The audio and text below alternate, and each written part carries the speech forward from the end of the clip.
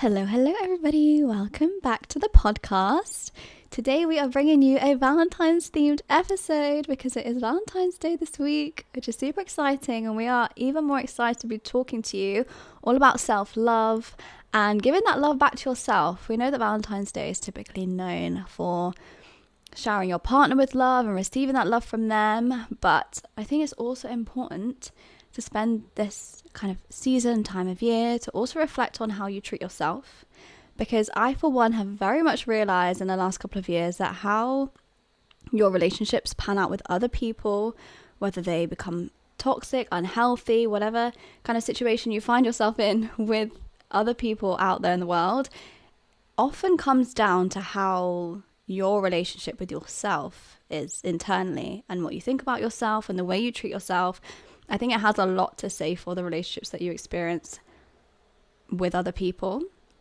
So we want to talk about how you can build a healthy relationship with yourself and in general, like how self-love and the way that you connect with yourself shapes the connections that you have with other people. Because I think it all starts with us, like you internally, how you feel.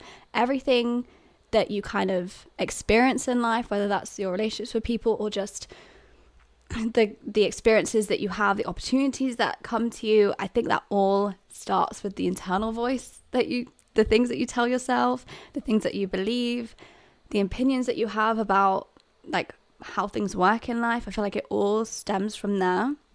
So I want by the end of this episode for us all to be well equipped to understanding like how our internal voice and the way that we treat ourselves impacts our relationships with other people, but also how we can make sure that we have a healthy relationship with ourselves. Because this is also something that I've been on a journey with myself, and I never ever considered like whether I was nice to myself or not. Like that was never a question. It never seemed like it was something that meant anything. It was always about, like, in my head, everything was always focused on my relationship with other people. So I don't know if you, Dev, have you ever, before, I guess, maybe like your mid-late 20s, in your early 20s, did you ever really think about like self-love topics in general or like how you treat yourself? Because I know more recently you talk a lot about like you talking negatively to yourself and this like negative self-talk that you've been trying to undo.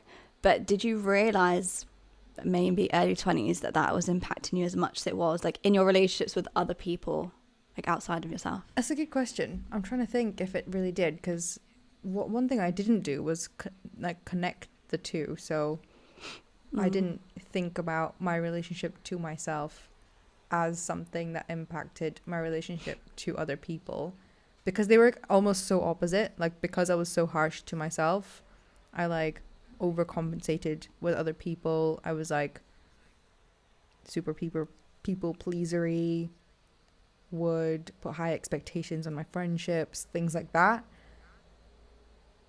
But I don't know. But was that because of the high expectation you put on yourself? I think so, because now I'm trying to think like, okay, well, I feel like I'm being coached to life, by the way, but I'm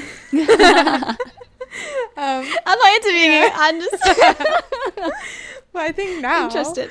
like because now my relationship with others or like my outside relationships are so like I feel so much better about them, I guess, because my like internal voice is so much better. So there is a link, but I can't really think like what exactly it is. Like I don't know what the dials are, you know, like okay, well, I turned down my negative self-talk, which means I've turned up the quality of my relationships, but I don't know why. Like how have you found it?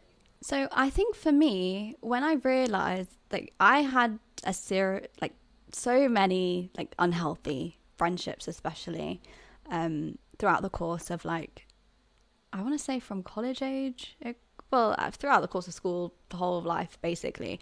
And I think I think once I reached like maybe the last few years, I have realized that because of like my lack of like self-worth and the way that I like view myself as like my opinion is not as valid as someone else's, for example, or just these like inner things that I never even realized were there, like just these like unconscious beliefs about myself and like my placing in the world versus someone else's. Like I always put myself below other people, so I would never feel confident enough to like share how I felt, or if I would just accept bad treatment from people and I would get walked over, but it would always happen because I gave off that energy that they could do that, if that makes sense.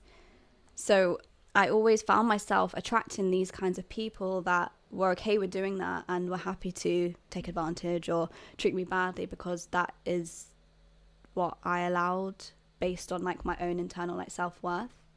So I think when I started to realize like, oh, I actually don't deserve that. Like I'm a good person, and like it's okay to have like boundaries with people. And this is why like boundaries became really important for me, because I would put up with so much stuff, and I was too scared to not put up with it, if that makes sense. Like I was too worried about what people would think, like that people pleasing nature. Like I always wanted other people to, I guess, like me, and that came at the expense of accepting like bad treatment and stuff. But that's because there wasn't really any, like I wasn't giving anything back to myself. This whole period of life, it was always about like what I was doing for other people, or what I was doing looked like to other people, and if it matched their version of success. And I was not authentically living in any way.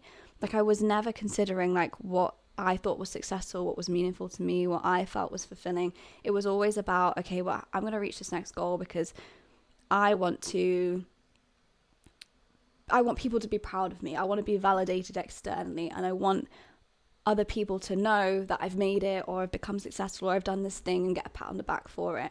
And I think because I lived in that way, I almost, and I guess it also comes down to like your environment and the people you are closest to in that moment in time, because if they're not the most healthy as well, but you accept that and you tolerate it, and that becomes like, that also affects like your inner monologue as well, of like how you think of yourself, because you accept that treatment from them, then you end up just attracting more of those kinds of people into your life.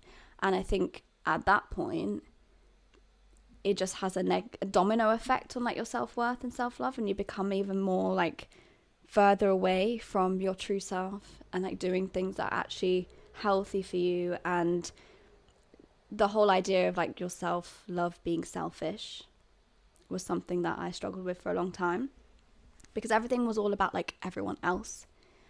So I think, yeah, when I stopped obsessing over those things, and when I started to look more inward and like actually look at, okay, I have to take care of me, because who the hell else is? Like it's the most important thing is that I take care of myself.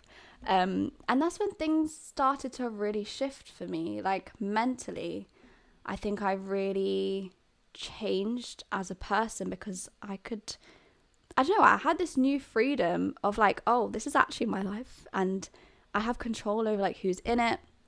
And I think when you have that space and that capacity to be like, oh, I actually deserve to choose like how to deal with situations in a way that fits me best, then you start to like realize, and then in hindsight I've realized, okay, then the way I just dealt with situations was obviously from a lack of self-love.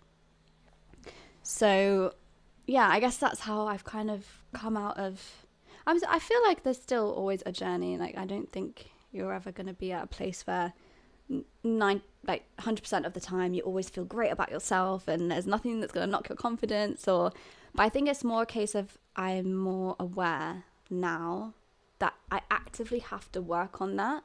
And I think that's what people get confused with, is self-love isn't this thing that you just like, I don't know, just do in the background, or you do one-off. It's like this thing that you actively have to work on to make sure, like the act of self-love to yourself is making sure that you never put up with those kind of things again, like people treating you badly.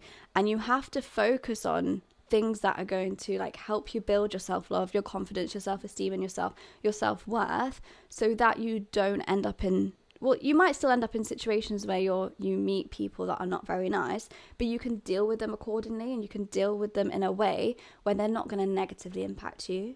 I think that's the difference. Yeah, I think that's something that's an idea I am going to the grave with. The fact that your relationship with what you think your self-worth is, or I guess your relationship with your worthiness, is the root cause of all of your problems and your success. Like, the way you've described it as well, like, I'm thinking, like, how can someone get to that point in terms of your journey with yourself?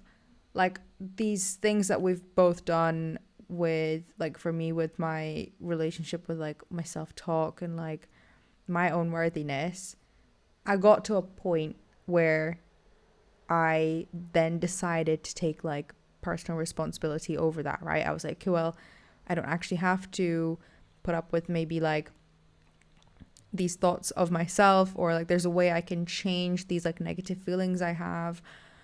And I did something about it. But I'm trying to reflect and think, well, how did I get to that point? Because I feel like a lot of people will ruminate in, like, in that place of, like, not having, in that position of not having a really good relationship with themselves. Therefore, they attract all these, like, outside factors, like bad relationships, bad friendships, all these things, because they, at the bottom of it, don't see themselves as worthy of better ones. How does someone get to the point of being able to take personal responsibility over it? Because, like, you can't change anything unless you change it, right? Until you realize that, like, okay, well, I actually have to do, like, I have to care about myself. I have to build up my sense of feeling like I'm able to take up space in this area. I'm able to, like, put boundaries here. I'm able to actually stand up for myself. I think it takes a lot to get there, and I can't even verbalize. I think it'll be different for me. for different people. Yeah. So I think maybe for you it was something different, and for anyone, like, thinking about, okay, well, I'm in this low place and I don't think that much of myself, but there's always, like, a root reason as to why, like, how you even got there in the first place, because we're not born with this idea that we're shit and we're worth nothing. Like, that has come from somewhere. Out of the womb. Hate it here. Yeah. Well, I don't know, maybe that's the case. But I genuinely feel like that there's been some kind of experience that you've had, or someone said something that stuck with you, that you've then, like, reaffirmed with other things. Like, there will always be a root cause as to why you, like, have that self-worth, like, that low self-worth to begin with. But I think then also the next step is, like, the barrier of overcoming, like, how to get over into the space of, like, actually trying to build up that self-worth and that love for yourself. And I think I struggled with that initially, is because for me, I had to really learn to, like, forgive myself for not, like, knowing better when I didn't know better. So, for example, things like things like not knowing even how to love myself. It comes even, like, the example that I'm giving in this whole episode, not knowing that before, I would always fall into the trap of, like, being like, oh, annoyed at myself, or, like, unforgiving of myself for not even doing that sooner, or understanding it, I don't know, earlier than I did. Or if there was anything that I kind of learned from, which is part of life, like, you learn lessons, you make mistakes, but I would always have a really hard time forgiving myself for, like, just not knowing better, for messing up, for, like, doing things wrong. And then that's what would stop me from, like, trying, because I'd be like, well, I'm gonna mess it up, and then I'll be, like, annoyed at myself, and then that would also reduce, like, the value that I saw in myself because of these mistakes.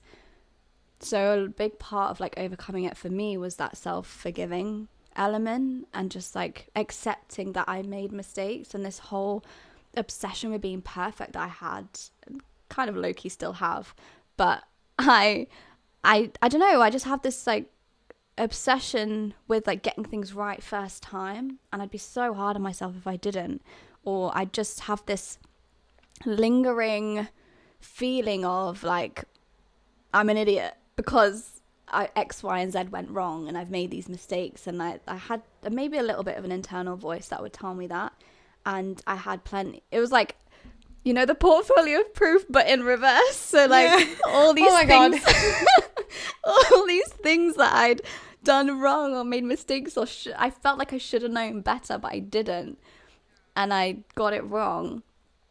I had to learn to just forgive that, because without forgiving yourself and allowing yourself to be human, you don't have any love or compassion for yourself. Like, that is an element of it as well. It's not just about, okay, well, I'm going to do something nice for myself. You have to actually, like, treat yourself as if you would treat, like, a friend or a family member. If they messed up, if you love them enough, you will, like, forgive them or resolve it with them. And the same for yourself. Like, if you've messed up and if you're hard on yourself and you feel like you should have done better, you've got to, at some point, acknowledge that you didn't, and you now know better, but you have to forgive that version of you. And yeah, that took me a while, I think, to learn and to acknowledge that that was, like, holding me back as well, because I would try and do all these outward things, like, okay, well, I'm gonna just make more effort in my appearance, or I'm gonna, I don't know, just do these things, or, like, try find activities that make me feel good or fill my time, or, like, do these extra, like, outwardly things. But I think the internal work we always, like, forget, that is part of this as well. Yeah, I think yet again you've described even, like, something I struggle with, like, really well, in terms of being obsessed with getting it right the first time, and then being super critical when, and most of the time when you don't, because you're human. Like, most humans don't get it right It's first not time. gonna happen. But yeah, I've really struggled with that as well, in terms of, like, accepting that all the past imperfect versions of myself are okay to exist as imperfect versions of myself, and, like, actually forgiving myself for that. And that's definitely fueled a lot of my own, like, negative self-talk. But I really like I've been focusing on this recently, which is quite nice that we're even talking about it. But I've been trying to really think about the versions of myself that in my head I don't like, in terms of, like, the ones that were, like, made silly decisions, or should have said something but didn't, or should have done something but didn't. And I really remind myself that, like, it's impossible to be the version of myself today without that person having existed in the first place. And I think understanding that has been, like, really, I guess, like, soothing, because the more, it's almost like cyclical, the more self-love you have now, it's like, okay, well, the more you have to forgive your past version of yourself as well. Let's bring it back to how this actually shapes our relationships with other people, right? Because, like, at the beginning, when you're saying, okay, well, your relationship with yourself, your ability to forgive your past self, right, is so dependent on how much you love yourself now. I feel like your brain's perception of your relationship to yourself, it almost, like, attracts things on the outside that, like, affirm that. I don't know if this is, like, a version of, like, confirmation bias or something. And you know how, like, people say, not people say, it's a thing, like, if you don't have a good relationship with yourself, like, romantically, you might attract partners who confirm that on the outside, so who treat you like you treat yourself mentally, which is not very nice. And you do that because that's your maximum level of expectation, right? And I feel like that's definitely, like, realized itself through my friendships, and also, like, romantic relationships as well. Like, you can tell how much I liked myself from the way that I allowed other people to treat me. And I feel like if you're listening to this and you're like, well, how do I get to the point of being able to take personal responsibility over, like, changing this relationship with myself, or, like, being more self-loving, maybe examine your relationships. And instead of thinking, am I the problem? You could be like, well, maybe I am the problem, but not in that sense, in terms of, like, you're the bottom line, but it's more like, maybe I'm allowing all these bad things to happen to me because I'm allowing all these bad things to happen to me. It's like, I'm actually doing these things to myself. Like, you can actually then take personal responsibility and change those relationships, walk away from them, improve yourself, which actually is another point. I feel like the more you appreciate yourself and quote unquote love yourself, the people that don't affirm that kind of fall away magically as well. Literally, I feel like you set higher standards for your life in general when you see yourself in a different way. It's like you physically will not tolerate, like, people have to start treating you a certain way for you to keep them in your life. And if they don't, then yeah, they are going to fall away because you actually won't tolerate being treated less than what you feel like you deserve. And if you're in a place where you don't lack that self-love, your threshold is going to be, well, I'll take on anything. Like I'll the bare minimum vibes. But when you have that love for yourself and when you have that self-respect and worth where you feel like I'm okay on my own, like I love myself and I'm comfortable in my own skin and I'm okay to sit here on my own. And if people want to treat me badly, I'm okay to let them go. But I feel like when you're in a bad place, like emotionally or like inside, you feel like you don't have that self-worth, you would rather cling to people that are unhealthy for you even though you don't realize you're doing it. It's not a conscious decision that, oh, I know they're bad for me, but I'm going to keep them in my life. It's more a case of you don't even recognize that you don't deserve to be treated like that because you just haven't, your thought process hasn't gone that far because you're not even acknowledging the fact that you are someone that deserves to be treated a certain way. And people like that you shouldn't allow them access to you if they don't treat you with a certain standard. And there's always going to be people in life that are nice, not so nice. But it's up to you as an individual to, like you said, like let them fall away, the ones that aren't very nice. But I think, again, because if you lack that self-worth or confidence, you don't even acknowledge that part of the equation. Like you get to choose. Like you should be choosing whether to keep someone in your life and whether to not. And it doesn't even have to be like, oh, if they're nice or not. You should have standards for your life. Like, for example, like even in a relationship, romantically, where the only standard shouldn't just be like they're nice. That it should go beyond that. And I feel like you should be confident enough to have those like standards for yourself in your own life. And I think that also only comes from knowing that you have a certain standard where you treat people a certain way and you're interested in certain things and you have a lot to give. And I think when you don't feel like you have a lot to give, then that's when you take crap because you're like, oh, well, I didn't give them anything either. So it's like you're trying to like align yourself to the bare minimum because you feel like you're on that level too. But if that's the case, though, if you genuinely feel like that, then it's so easy to not be someone that like has nothing to offer or give someone.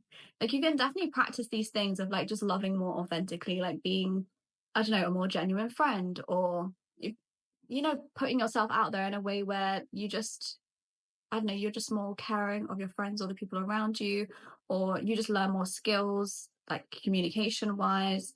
There's ways of you becoming like an elevated version of yourself so that you're not this kind of person. Because this is something I struggle with, even kind of now, where I kick myself all the time. And I kind of, until you started talking about negative self talk, I never realized that I actually do that so much to myself, but like not in a I don't know, I never clocked it. But I always had this thing where, if you off the cuff, like someone would say something to you, like ask you of a favor, or I don't know, they just say something and you just didn't know how to respond in that moment. But then later on, you really like go over that scenario and you're like, oh, I could have said this and you could have said that. And this is like what my response would be. And I could have been so normal about it, but I wasn't. And stuff like that used to really get to me because I would always get caught off guard in conversations, or I just was a bit, I guess, socially awkward. Things like this I'm talking about is like if you feel like you don't have a lot to give someone socially, for example, if you're like awkward, you're shy, you can build yourself up in a way where you can just like at least get by these conversations where you kind of know what you could say in certain situations. And this is something I've only just thought of. Is now in the world of AI, I could literally go and tell AI, okay, I was in this situation. What would be the good response to this? And now I know for next time, if I ended up in that situation, they asked me the certain question and I didn't know how to answer it. Or even if I feel like I figured out the answer later on, I could note that down for next time and like feel more confident in myself now. Like if I was to go into a situation like that, I would deal with it differently and I would be like an elevated version of myself because I've learned from it. And I feel like that's maybe how you have to look at situations is that. And I guess that also links into the self-forgiveness. It's like, okay, well, I was a bit awkward and uncomfortable and I didn't really give that situation the right me. Like I wasn't I wasn't a version of myself that I was that proud of in that moment, but that doesn't mean like next time it can be different, and I can learn from that. I think when you are someone that feels like you're coming from this level of, oh, I have nothing to offer anyone, I'm awkward, I'm shy, I'm not pretty, all these things that you tell yourself that you're just not worthy of like people's attention or love or care. I think there's ways of correcting that feeling by just knowing like little skills and things that you can pick up on, and like become a little bit less introverted in situations where it requires you to be a bit more outgoing, for example, or just like picking up a new hobby or an interest in something so that when you are around new people, you have something to talk about, or I don't know, you start doing something just so that there's like a conversation that you can bring to the table, or just something that you can feel like, oh, there's a bit about me and I do have something to offer, rather than feeling like you're just a fly on the wall and like this is why I don't have any nice friends, and I don't know, I'm uncomfortable around people, and I never, because there's a lot of people online, especially when I've talked about friendship in the past. A lot of people do get really upset about like not having these friends for life, or like just people around them that get them.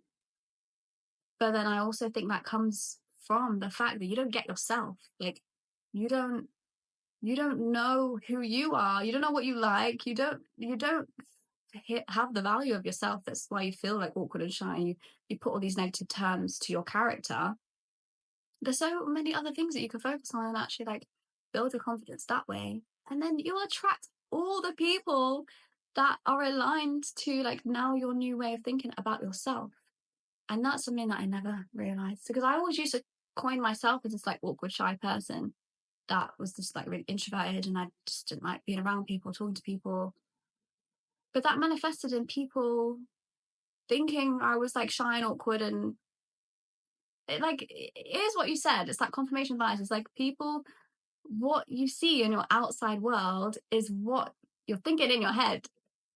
You won't see anything beyond that. It happens automatically. I think you've put that so well in terms of like, you need to, if you think all these negative things about yourself, you need to realize that like you can actually change them and you're not stuck in those ways. Like I did the exact same thing. Like I used to tell myself for years that I'm like awkward, shy, and weird. And I am weird, but I'm not awkward and shy. I was just not confident enough to bring my true self to like meet to situations where I was meeting new people, or to any kind of friendships I had built when I was like from 18 to like 24. I was not a version of myself that I was comfortable with, just purely because I did not have enough self-confidence or self-esteem to actually be myself, right? So what I could have done is actually, when you feel like those negative emotions, just like you say, you can like take that as a sign that like, okay, maybe I can work on that. Like if you walk away from a conversation and you think, I didn't like the way I handled that, you can actually change just one tiny thing about it. Like you suggested with using AI to actually change the next time you approach that situation. You could actually think, well, next time I don't want to be awkward, so next time just be a little less awkward. And then each time you're being more and more yourself. And it's almost like rejection therapy. You're like, just test. Yeah, just keep testing these like little micro changes that you can make about your behavior, the way you approach yourself and bring yourself to situations. And you'll slowly realize that the people that are meant to stick around in your life and actually are more, like you say, like aligned to you will stick around, and the people that don't will leave. And it's okay if they leave. Like people not gelling with you or finding you any kind of negative word is not a sign that you're not a good person, or you're not worthy, or you're not blah blah blah, whatever it is that you think you're not. It's just a sign that they're not your people. And there's so many people in this world. Like you will find your group, your people. They don't even need to be multiple. Like you don't need a lot of people in your life. It's actually very hectic. Like you will find the right people. You just need to allow yourself to actually come out of yourself, and like you need to be able to be yourself confidently in every single situation, because you're the one who needs to sleep at night as well. Like I have so much more satisfaction now that like if someone thinks I have been weird or awkward in a situation, I am okay with that because I try to be myself. And if it wasn't like to someone's liking, it's absolutely fine. But I can sleep in peace because I wasn't putting on a mask. I was actually being myself, and I'm not equally, because of that, I'm not like berating myself in my head for actually doing those things that I've always done for years. Yeah. It's also about not putting their opinion of that situation or what you did above your own as well. Because I think in those situations we can obsess over, oh no, now they think I'm weird and they think this and they think this and that. But like, what do I think? Like, I think if you think you dealt with the situation fine, if you think like you were being your authentic self, why doesn't that hold more weight in your head? Like, if you're someone that has that self-love and that self-worth, you would just look at situations like that a lot differently, so that it wouldn't actually scar you by the end, because you'd be like, okay, yeah, well, they thought I was awkward or they didn't like what I said or whatever, but I still stand firm on it. So it is what it is. But I think it goes down to that saying as well, like a friend of all is a friend to none, or something like that. And it's like, well, the aim of the game is not to be friends with everyone. There's going to be people. And I think this is what really kind of cut my people pleasing tendencies in half, because I kind of just realized, like, actually, yeah. Oh, and there's this thing I read online that I was this TikTok, and this guy was saying, okay, you're a people pleaser, but do you realize you're one of the people that you need to please too? I think I've seen So a similar one, yeah. So you're going around saying that you're a people pleaser, saying that like you're obsessed with like the idea of other people being happy with you, but you are involved in that equation and you never consider that. So that's also something to note, is that like your opinion holds just as much value, if not more, on yourself. When we talk about like your opinion of yourself, yours is more important. And that doesn't mean that you can't take criticism, like constructive criticism from people, or you can't, like, you don't have room for growth. But it just means that in these situations where your confidence could easily get knocked, or you could easily fall into the trap of feeling like you're not good enough, or you're an imposter, or all these things because, I don't know, a situation didn't pan out how you wanted it to. There's always another way to look at it and stop obsessing over the idea that what the perception of other people is somehow a lot more important than what you have to think about yourself in entirety. I think when you get to that point of actually like valuing your own opinion on your own self's value, then you realize actually like your voice gets a bit stronger and you feel a bit more like, oh yeah, there is a whole me that actually has to think about, yeah, what I have to say is important about myself, not just like what other people think of me. Yeah. I think it's definitely a muscle. And like with a muscle, to make it stronger, you need to like keep doing reps of whatever it is. So like, it's not like you're going to magically tomorrow think better of yourself and that's it. You're like improved. Your self-love is higher. Don't need to do it anymore. Grow those biceps. Yeah. I think it's harder as well if like these things happened because we've never been taught that. Yeah. We've never been told Especially in our culture. your opinion's important. Yeah. There's maybe definitely a cultural thing. I don't know about other cultures, but I think, yeah, for us, the focus has always been around other people's voices, which is why we never realize we have our own voice. We don't even know it's there. So I think that's the first step. But then, yeah, like you said, it's not like a quick fix, like going to the gym. If you haven't been to the gym your whole life, you're starting from like minus levels. Nah, you're starting from like wherever you start from.